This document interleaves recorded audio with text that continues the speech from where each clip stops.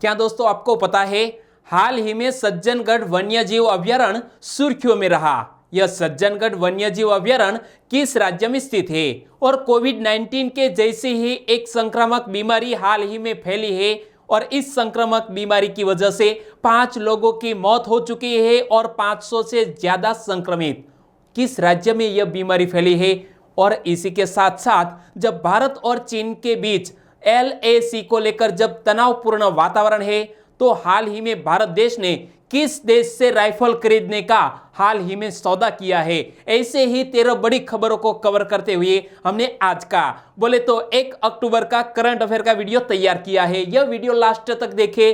Last में मैं आपसे एक क्वेश्चन पूछूंगा जिसका आंसर आपको नीचे कमेंट बॉक्स में देना है। और दोस्तों 1 साल तक के लिए हमारी GK 2020 चैनल को फॉलो कर लिया तो आपका जो सोचने का तरीका है वो पूरी तरह बदल जाएगा और आपके आने वाले एग्जामिनेशन में करंट अफेयर का एक सिंगल क्वेश्चन भी गलत नहीं हो सकता, यह हमारा वादा है।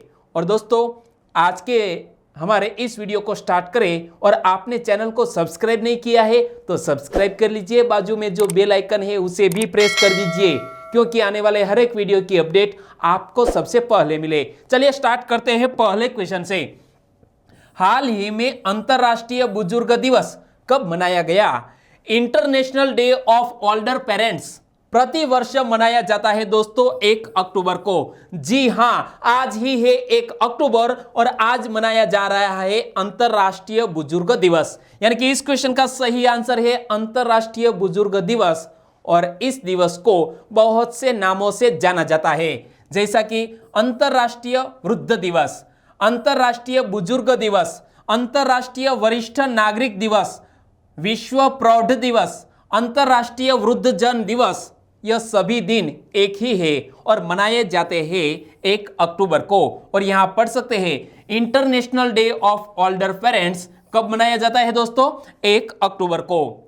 और किसके द्वारा मनाया जाता है वो भी एक क्वेश्चन बन सकता है। यूनाइटेड नेशंस के द्वारा यह दिवस मनाया जाता है। क्यों मनाया जाता है?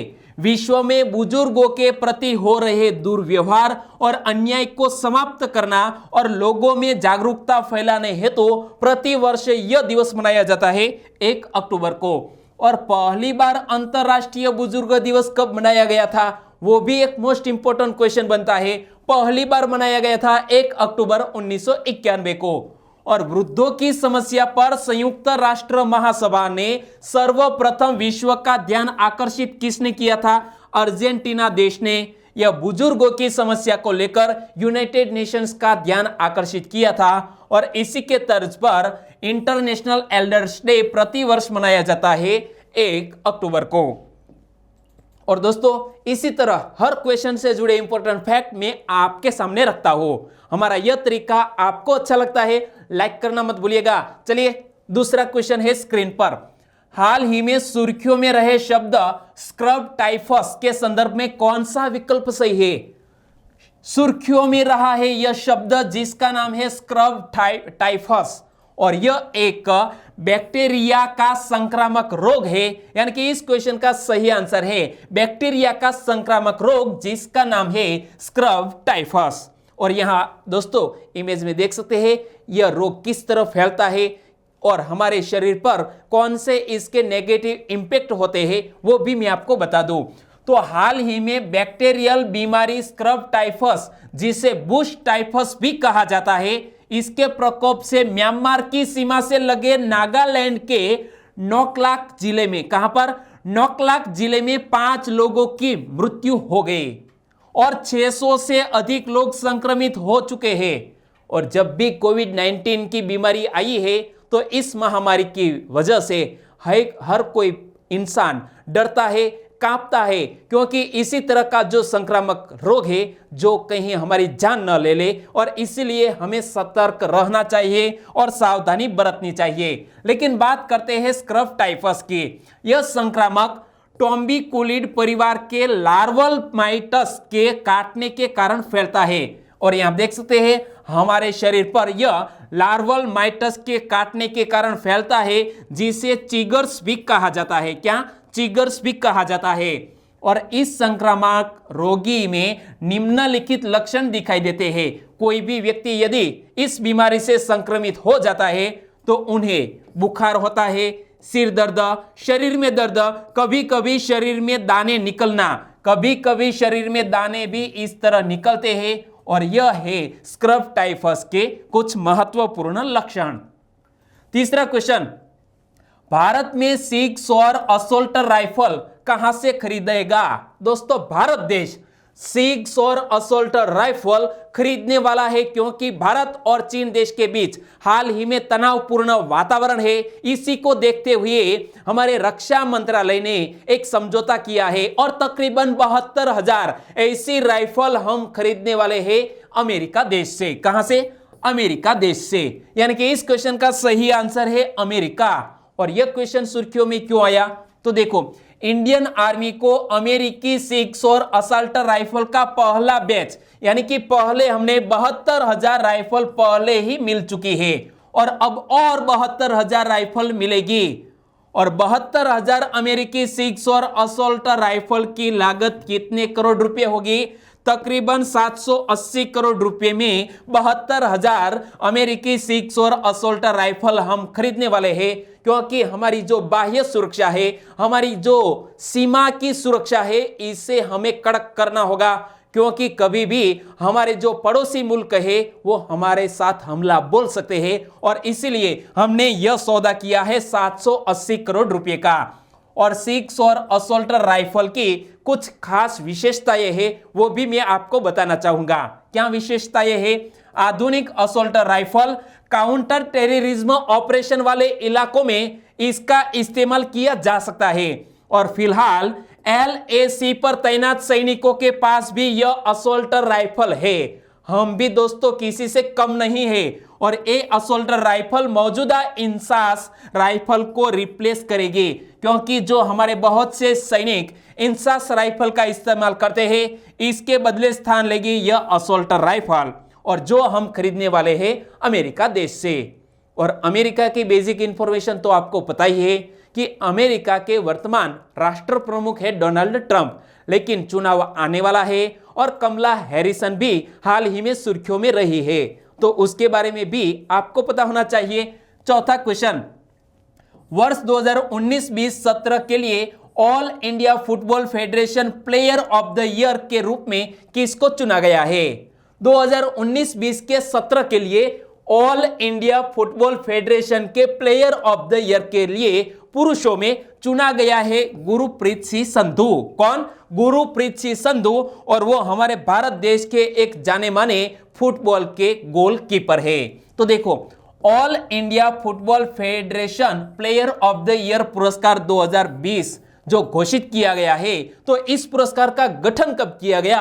वर्ष 1992 में इसका गठन किया गया, और all India football federation player of the year को चुना गया है गुरप्रीत सिंह संधू, और वो हमारे भारतीय राष्ट्रीय पुरुष फुटबॉल टीम के एक जाने माने गोलकीपर है, जो यहां आप इमेज में देख सकते हैं। और इसी कैटेगरी में महिला फुटबॉल टीम की मिडफील्डर संजू यादव को भी सम्मानित किया गया है। तो याद रखना है इस हमारे खिलाड़ी का नाम भी। कभी कभी ऐसा सिंपल सा क्वेश्चन पूछ लिया जाता है कि हाल ही में सुर्खियों में रही संजू यादव वो किस खेल से जुड़ी हुई है, तो हमें भी याद रखना होगा फुटबॉल। क्लियर दोस्तों?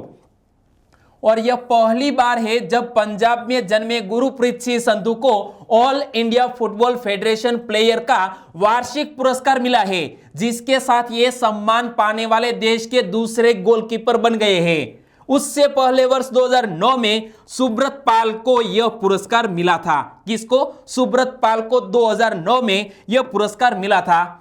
और यहां जब हम जिक्र करते हैं ऑल इंडिया फुटबॉल फेडरेशन की, तो यह भारत में फुटबॉल का एक शासी निकाय है, जिसका ऑफिशियल लोगो आप यहां देख सकते हैं। और ऑल इंडिया फुटबॉल फेडरेशन की स्थापना कब हुई? वर्ष 1937 में, और इसका मुख्यालय शिमला स्थित सेना मुख्यालय में स्थित है। और ऑल इंडिया फुटबॉल फेडरेशन एशियाई फुटबॉल परिसंघ के संस्थापक सदस्यों में से एक है। यह बात भी आपको याद रखनी है। पांचवा question, Akhil Bharatiya nature care foundation trust के आजीवन अध्यक्ष कौन चुने गए थे? दोस्तों 150वीं जन्म जयंती के उपलक्ष्य में हमारे पूज्य बापू को, किसको? पूज्य बापू को पहले Akhil Bharatiya nature care foundation trust के आजीवन अध्यक्ष के रूप में चुने गए थे। और पूज्य बापू को याद करते हैं तो इस क्वेश्चन का सही आंसर है महात्मा गांधी जी। क्या? महात्मा गांधी जी। और यह क्या है वो भी मैं आपको बताऊंगा, सुर्खियों में रहा है। तो देखो 2 अक्टूबर 2020 से नेचुरोपैथी पर वेबिनार्स की एक श्रृंखला का आरंभ कौन करेगा? राष्ट्रीय नेचुरोपैथी संस्थान पुणे, जो हमारे स्वास्थ्य मंत्रालय के अंतर्गत कार्य करने वाला एक संस्थान है जो पुणे में स्थित है, वो एक नेचुरोपैथी पर वेबिनार श्रृंखला का आयोजन करने जा रहा है। और तकरीबन 2 अक्टूबर से शुरू होकर यह 18 नवंबर तक चलेगा वेबिनार्स। तकरीबन 48 दिनों के लिए इस वेबिनार्स का आयोजन किया गया है और इसका ताल्लुक है हमारे पूज्य महात्मा गांधी जी से। तो यह वेबिनार्स का उद्देश्य क्या है? नेचुरोपैथी के व्यवस्था के बारे में जागरूकता का सृजन करना और इसका प्रदर्शन करना इसका मुख्य उद्देश्य है। और यह वेबिनार कब तक चलेगा? 18 नवंबर तक को। और राष्ट्रीय नेचुरोपैथी दिवस कब मनाया जाता है? वो भी 18 नवंबर को मनाया जाता है। और जब जिक्र करते हैं 18 नवंबर का, तो 18 नवंबर को ही Mahatma Gandhi Akhil Bharatiya nature care foundation trust के आजीवन अध्यक्ष चुने गए थे और ऐसी सहमति पर हस्ताक्षर किए गए थे कि उपलब्ध प्राकृतिक चिकित्सा का लाभ समाज के सभी वर्गों को लोगों तक पहुंचाने के लिए प्रयास किया जाएगा। और इसीलिए हमारे पूज्य बापू जो Akhil Bharatiya nature care foundation trust के आजीवन अध्यक्ष चुने गए थे, वो आपको याद रखना है। छठा question, reserve bank of India ने ग्राहक जागरूकता अभियान के लिए किसको चुना है? हमारी RBI, reserve bank of India ने हाल ही में हमारे इस सदी के महानायक ऐसे अमिताभ बच्चन जी को, किसको?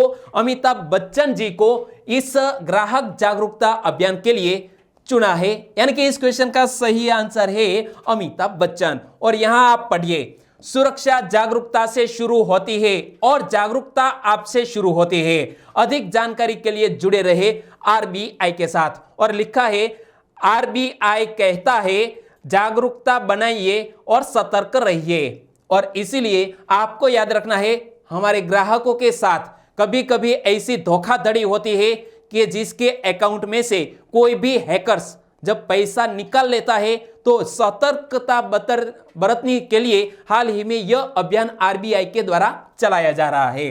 तो भारतीय रिजर्व बैंक के ग्राहक जागरूकता अभियान का लक्ष्य क्या है? सीधे सीधे खाता धारकों को धोखेबाजों से धोखा देने से रोकना और आरबीआई की सार्वजनिक जागरूकता पहल के लिए एक हिस्से के रूप में नियामक ग्राहकों को क्या करे और क्या न करे के बारे में सूचित करता रहेगा। और बात करते हैं आरबीआई की, तो हमारे आरबीआई के 25वें वर्तमान गवर्नर कौन है? शक्तिकांत दास। और आरबीआई का मुख्यालय स्थित है मुंबई में, लेकिन आरबीआई की स्थापना 1 अप्रैल 1935 को कोलकाता में हुई थी। 7वां क्वेश्चन, अंतरराष्ट्रीय अनुवाद दिवस 2020 की थीम क्या रखी गई है? दोस्तों 2020 के इंटरनेशनल ट्रांसलेशन डे इसकी थीम रखी गई है संकट में दुनिया के लिए शब्दों की तलाश करना। क्या? संकट में दुनिया के लिए शब्दों की तलाश करना, जो 2020 के अंतरराष्ट्रीय अनुवाद दिवस की थीम रखी गई है। और कोई भी जब इंपॉर्टेंट डे वाला क्वेश्चन आए तो सबसे महत्वपूर्ण है इस साल की थीम, तो आपको याद रखनी है थीम को। और अंतरराष्ट्रीय अनुवाद दिवस हर साल कब मनाया जाता है? दोस्तों कल ही 30 सितंबर को अंतरराष्ट्रीय अनुवाद दिवस मनाया गया। और अंतरराष्ट्रीय अनुवाद दिवस को पहली बार कब मनाया गया था? 1991 में, 1991 में। यह दिन बाइबल के अनुवादक सेंट जेरोम की फीस्ट का भी प्रतीक है, जिसे अनुवादकों का संरक्षक संत माना जाता है। तो किसकी याद में मनाया जाता है? सेंट जेरोम की याद में, क्योंकि वो अनुवादकों का संरक्षक संत माना जाता है। और इंटरनेशनल ट्रांसलेशन डे 2020 की थीम क्या रखी गई है? यदि इंग्लिश में थीम पूछी जाए तो finding the words for a world in crisis जो इस साल की थीम यानी कि अंतरराष्ट्रीय अनुवाद दिवस 2020 का विषय रखा गया है, संकट में दुनिया के लिए शब्दों की तलाश करना। क्लियर दोस्तों। और इंटरनेशनल फेडरेशन ऑफ ट्रांसलेशन, इसकी स्थापना कब हुई? 1953 में। इंटरनेशनल फेडरेशन ऑफ ट्रांसलेटर्स के वर्तमान प्रेसिडेंट कौन है? Kevin Quark. और सेक्रेटरी जनरल है रियल पैकेट। 8वां क्वेश्चन, दीपा मलिक का नाम निम्न में से किस खेल के साथ जुड़ा है? दीपा मलिक जो हमारे एक जानी मानी पैरा ओलंपियन है और उनका नाम स्विमिंग, जेवलिन थ्रो और गोला फेंक इन सभी इवेंट्स में जुड़ा है। यानी कि इस क्वेश्चन का सही आंसर है उपर्युक्त सभी। लेकिन क्वेश्चन यह बनता है कि दीपा मलिक आखिरकार सुर्खियों में क्यों रही है? क्योंकि दीपा मलिक का जन्म 30 सितंबर को यानी कि कल ही दीपा मलिक का जन्मदिवस था। 30 सितंबर सन 1970 को हरियाणा राज्य के जिला सोनपत में भैंसवाल नामक गांव में इस हमारी दीपा मलिक का जन्म हुआ था और भारत की शॉटपुट एवं जेवलिन थ्रो की एक जानी मानी खिलाड़ी है और इसी के साथ वे तैराकी एवं मोटर रेसलिंग से जुड़ी विकलांग भारतीय खिलाड़ी है। यानी कि वो एक जानी मानी एथलीट है और बहुत ही ऐसे इवेंट में उन्होंने इंटरनेशनल अवार्ड भी जीत चुकी है। तो इसीलिए जन्म दिवस के इस उपलक्ष्य में हमने दीपा मलिक को याद किया और इस जन्म दिवस की हार्दिक बधाई। और बात करते हैं जब दीपा मलिक की, तो उनसे जुड़ा हुआ 2019 का जो भारत का सबसे प्रतिष्ठित खेल से जुड़ा हुआ अवार्ड है राजीव गांधी खेल रत्न अवार्ड, उनसे भी सम्मानित किया जा चुका है दीपा मलिक को। तो चलिए इस महान महिला के बारे में कुछ जान ले। भारत की दीपा मलिक ने ब्राजील के शहर रियो में पैरालंपिक खेलों 2016 में शॉट पुट में रजत पदक जीता है और पैरालंपिक खेलों में मेडल जीतने वाली दीपा मलिक भारत की पहली ऐसी महिला बन गई। और दीपा मलिक कमर के नीचे पूरी तरह से पैरालाइज्ड है।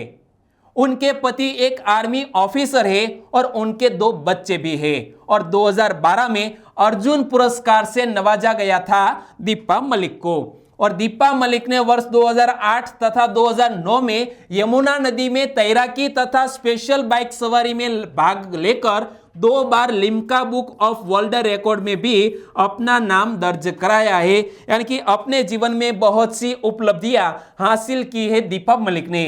और राजीव गांधी खेल रत्न से सम्मानित दीपा मलिक ने यह फैसला इस साल की शुरुआत में भारतीय पैरालंपिक समिति का अध्यक्ष बनने से पहले कर लिया था। क्या फैसला कर लिया था? कि वो अब इसी इवेंट से संन्यास लेने जा रही है, क्योंकि अब वो बनने जा रही है भारतीय पैरालंपिक समिति की अध्यक्ष। और इसीलिए आपको दीपा मलिक के बारे में इतना याद रखना चाहिए। 9वां question, defence India startup challenge four की शुरुआत किसने की है? Defence India startup challenge four की शुरुआत हाल ही में दोस्तों हमारे रक्षा मंत्री राजनाथ सिंह ने की है। यानी कि इस क्वेश्चन का सही आंसर है राजनाथ सिंह। और यहां आप देख सकते हैं जिसका हाल ही में उन्होंने ओपनिंग किया। तो हमारे रक्षा मंत्री है राजनाथ सिंह। और defence India startup challenge for पहल का मकसद क्या है? सेना की तकनीकी आवश्यकताओं को पूरा करने के लिए रक्षा नवाचार संगठन के मंच का उपयोग करना। यानी कि हमारे डिफेंस सेक्टर में नया नया जो इनोवेशंस किया जाए, तो इनोवेशंस के जरिए हमारी जो डिफेंस है इसको मजबूत करना इसका उद्देश्य रहा। और अब तक डिफेंस इंडिया स्टार्टअप चैलेंज के 3 चरणों में 700 से भी अधिक स्टार्टअप्स और नवोन्मेषकों ने अपनी सहभागिता दर्ज की, जिसमें से 58 प्रतिभागी support for prototype and research kick starter, जिसे शॉर्ट में बोले तो स्पार्क के तहत इनोवेशन ग्रांट्स के लिए चयनित किए गए हैं, जिसका एक खास मकसद है कि कुछ ऐसा इनोवेशन किया जाए कि हमारे इस रक्षा के मामले में हम और भी सशक्त हो सके। और defence India startup challenge for, तो यह पहल देश की सेनाओं के भविष्य में नए क्रांतिकारी परिवर्तन लाएगी और इस पहल से भारतीय स्टार्टअप्स को बढ़ावा मिलेगा और वे सेनाओं के आधुनिकीकरण और आत्मनिर्भरता में अहम भूमिका निभाएंगे। यानी कि कुछ ऐसे स्टार्टअप जो हम अपने भारत देश को आत्मनिर्भर बनाने में एक और कदम आगे बढ़ा सके। चलिए अगला क्वेश्चन, हाल ही में सुर्खियों में रहा सज्जनगढ़ वन्यजीव अभयारण्य किस राज्य में स्थित है?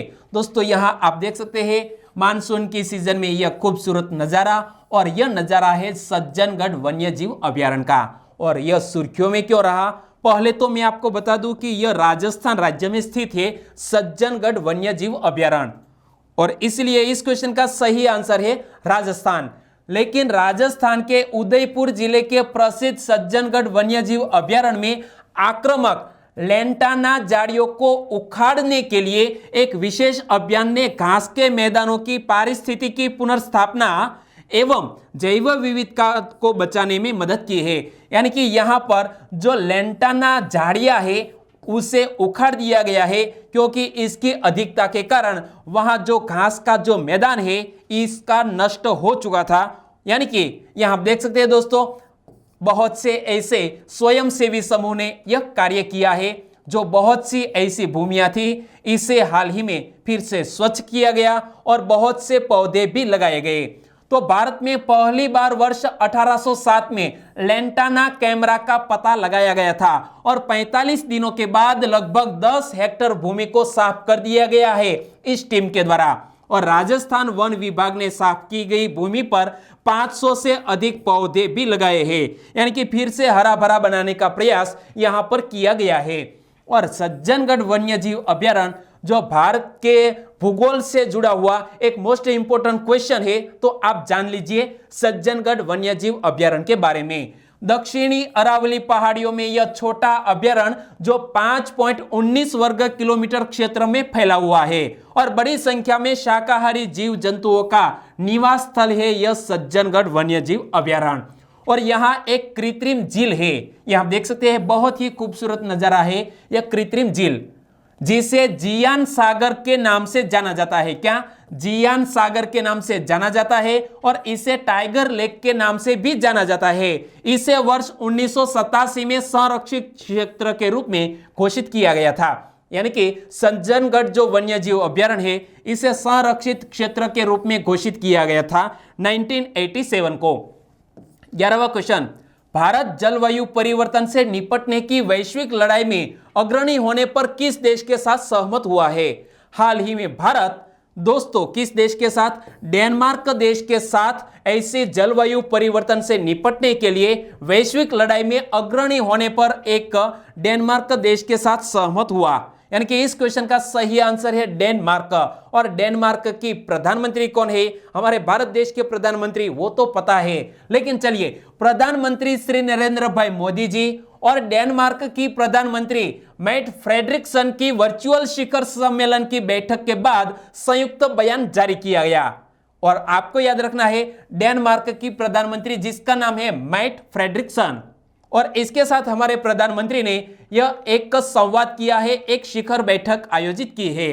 भारत और डेनमार्क ने ग्रीन रणनीतिक साझेदारी स्थापित करने के महत्व पर भी बल दिया है। और इसी ही जो सम्मेलन है, यानी कि जो वर्चुअल तरीके से सम्मेलन आयोजित हुआ है, तो भारत और डेनमार्क जलवायु परिवर्तन से निपटने की वैश्विक लड़ाई में अग्रणी होने पर सहमत हुए और यह पेरिस समझौते को लागू करने और संयुक्त राष्ट्र सतत विकास लक्ष्यों को हासिल करने का एक महत्वपूर्ण समझौता है। 12वां क्वेश्चन, हाल ही में सैयदा अनवरा तैमूर का निधन हो गया। वे किस राज्य की एकमात्र चीफ मिनिस्टर थे? दोस्तों इमेज में देख सकते हैं, नाम है सैयदा अनवरा तैमूर। वो दोस्तों असम राज्य की एकमात्र महिला चीफ मिनिस्टर थी। यानी कि इस क्वेश्चन का सही आंसर है असम राज्य। लेकिन बात करते हैं सैयदा अनवरा तैमूर की, असम की पहली और एक मात्र महिला मुख्यमंत्री। नाम मत भूलिएगा, सैयदा अनवरा तैमूर। और 1972 में अपने पहले चुनाव से शुरुआत के साथ 4 बार की कांग्रेस विधायक तैमूर ने 6 दिसंबर 1980 से 30 जून 1981 तक के लिए मुख्यमंत्री बनने से पहले शिक्षा जैसे विभागों का भी संचालन किया था और 1988 में उन्हें राज्यसभा के लिए नामित किया गया था। और अब बात करते हैं असम के बारे में। तो दोस्तों, असम के बारे में बेसिक इंफॉर्मेशन आपको होनी चाहिए कि असम का एक शिंगी गैंडे के लिए कौन सा नेशनल पार्क ख्यात है। आपको यदि याद है तो नीचे कमेंट सेक्शन में लिख सकते हैं। और असम के वर्तमान चीफ मिनिस्टर कौन है, असम के वर्तमान राज्यपाल कौन है, ऐसी बेसिक इंफॉर्मेशन मैंने आपको कई बार बताई है। यदि आपको याद है तो नीचे कमेंट सेक्शन में लिख सकते हैं। 13वां क्वेश्चन, महाराष्ट्र सरकार ने किसको वर्ष 2020-21 के लिए लता मंगेशकर पुरस्कार देने की घोषणा की है। लता मंगेशकर, जिसके नाम बहुत से वर्ल्ड रिकॉर्ड है, हमारे भारत रत्न विजेता भी रह चुकी है और इसकी सुरीली आवाज को कौन नहीं पहचानता, सब कोई पहचानता है। और लता मंगेशकर के नाम से एक पुरस्कार भी महाराष्ट्र सरकार के द्वारा दिया जाता है और यह पुरस्कार फिलहाल दिया गया है उषा मंगेशकर को। यानी कि इस क्वेश्चन का सही आंसर है उषा मंगेशकर, जो इमेज में देख सकते हैं। उषा मंगेशकर अनुभवी महिला पार्श्व गायिका है, यानी कि प्लेबैक सिंगर है। और लता मंगेशकर पुरस्कार महाराष्ट्र सरकार के सांस्कृतिक विभाग के द्वारा दिया जाता है। लता मंगेशकर पुरस्कार में क्या क्या शामिल है? 5 लाख रुपए का नकद पुरस्कार शामिल है। इसी के साथ एक प्रमाण पत्र और एक स्मृति चिन्ह दिया जाता है, जो हाल ही में उषा मंगेशकर जी को यह पुरस्कार दिया गया है। और दोस्तों, अब बात करते हैं लास्ट वीडियो के क्वेश्चन की। लास्ट वीडियो में मैंने आपसे क्वेश्चन पूछा था कि तमिलनाडु और केरल में कहानी सुनाने की एक रोचक पद्धति है, जिसे क्या कहा जाता है। और इस क्वेश्चन का सही आंसर था विल्लू पाठ। और इस क्वेश्चन का सही आंसर देने वाले हमारे बहुत से सब्सक्राइबर फ्रेंड हैं। उनमें से है विशाखा बारैया, काजी यूनुस फ्रॉम गुजरात राजकोट पड़दरी से, मंथन प्रजापति, चेतन जे राजपूत ने भी इस क्वेश्चन का सही आंसर दिया। सोलंकी जयश्री, वो सुरेंद्रनगर से है। और शैलेश गमार, उन्होंने भी इस क्वेश्चन का सही आंसर दिया। मिलन दर्जी फ्रॉम गांधीनगर और मुकेश कुकड़िया फ्रॉम गुजरात राजकोट जसदन बरवाला से। और बारैया सिद्धार्थ, उन्होंने भी लिखा है सूरत से गुजरात से, उनका सही आंसर भेजा है। सिसोदिया बीजल, मेर सोनल फ्रॉम गुजरात सुरेंद्रनगर साइला से। और फैन ऑफ भगत सिंह जय हिंद के नाम से भी कोई हमारे नए सब्सक्राइबर फ्रेंड जुड़ चुके हैं, तो आपका भी आंसर सही है और हमारी चैनल में आपका स्वागत है। कृति राणा, अरबाज खान फ्रॉम गुजरात अमरेली साबरकुंडला से। और चिराग पटेल, वो गोधरा पंचमहाल से बिलोंग करते हैं। चौधरी यश साबरकांठा से सही आंसर दिया है। संजय राठौड़ फ्रॉम आनंद और देशमुख नैनेश ने भी इस क्वेश्चन का सही आंसर दिया। और दोस्तों, आज के वीडियो का क्वेश्चन अब रहा स्क्रीन पर। भारतीय संविधान के किस अनुच्छेद में स्वास्थ्य के अधिकार व जीवन के अधिकार के बारे में प्रावधान किया गया है? दोस्तों, हमारे जो सिविल एस्पिरेंट है, ऐसे बहुत से याचिकाकर्ताओं ने सुप्रीम कोर्ट में एक याचिका दायर की थी कि यूपीएससी की जो प्रिलिमिनरी एग्जामिनेशन है, इसको हाल ही में पोस्टपोन किया जाए। और उन्होंने जो याचिका दायर की, इसमें स्वास्थ्य के अधिकार एवं जीवन के अधिकार के बारे में जिक्र किया था। दोस्तों, हमारे संविधान के किस अनुच्छेद में इसके बारे में प्रावधान किया गया है? सही आंसर आपको चुनना है और आंसर देना है नीचे कमेंट बॉक्स में। दोस्तों, आंसर देना मत भूलिएगा। और वीडियो हमारा अच्छा लगा है, हेल्पफुल लगा है, यूनिक लगा है, सुपर से भी ऊपर लगा है, तो दोस्तों लाइक कीजिए और आपके दोस्तों तक इस वीडियो की लिंक पहुंचनी चाहिए, क्योंकि वो भी इस वीडियो का आनंद उठा सके। कल फिर मिलेंगे एक नए करंट अफेयर वीडियो के साथ। तब तक के लिए टेक केयर एंड जय हिंद।